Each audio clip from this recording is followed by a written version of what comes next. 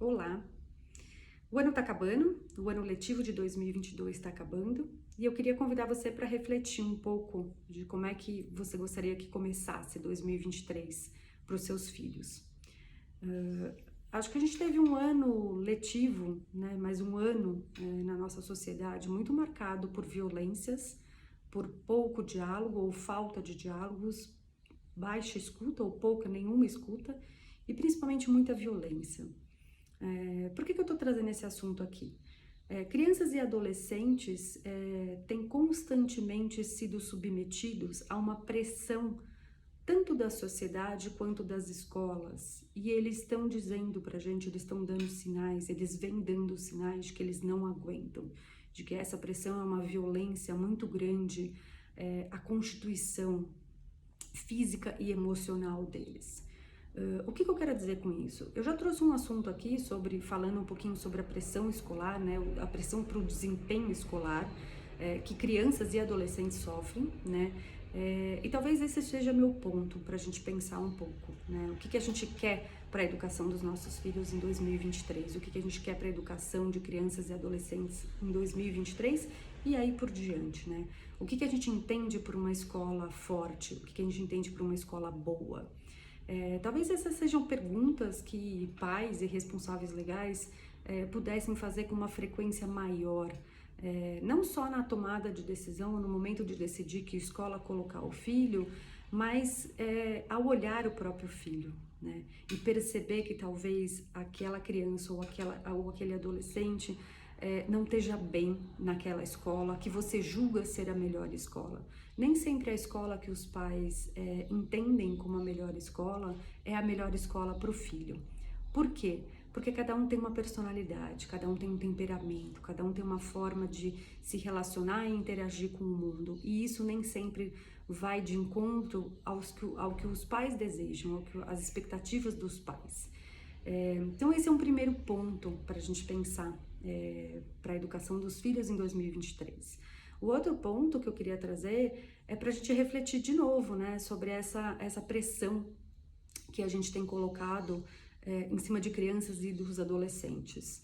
Por quê? Existe uma pressão na sociedade, né? Nós adultos vivemos sobre uma pressão de desempenho, né? Então, só que a gente foi ensinado de que quanto mais suor, quanto mais trabalho, quanto menos a gente dormir, quanto mais a gente sofrer, quanto mais a gente reclamar, quanto mais a segunda-feira for penosa e exaustiva, talvez seja melhor o resultado que a gente vai entregar ou no lugar onde a gente trabalha, ou no projeto que a gente tem que entregar, enfim.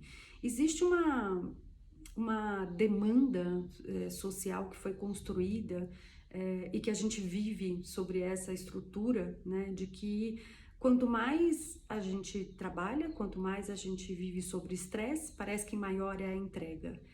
E a gente tem repetido esse modelo dentro das escolas, né? As escolas de alguma forma têm sido reféns de um modelo social e os pais têm exigido das escolas que elas de alguma forma repliquem esse modelo de pressão, né? Então, uma escola que dá muita prova, que pressiona muito os alunos, que exige muito dos alunos desde cedo, ela é tida como uma escola boa, como uma escola que vai preparar bem aquela criança ou aquele adolescente para o vestibular e para a vida adulta, mas nem sempre, né? E a gente tem assistido essas crianças e esses adolescentes num sofrimento mental, de saúde mental, cada vez mais crescente, né? A pandemia escancarou isso pra gente, mas é um processo que vem dos últimos 10 anos e que tem sim se agravado. E a gente deveria parar para pensar um pouco nisso, né? O que é melhor, o que é futuro, né? O que a gente entende por futuro?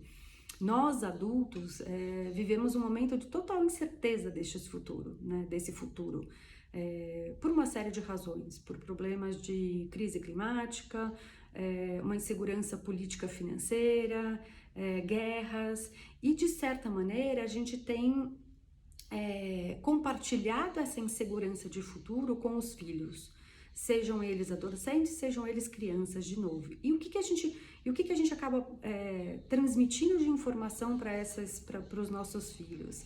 De que o futuro é incerto, né? Então que você tem que batalhar muito, mas a gente não tem certeza desse futuro.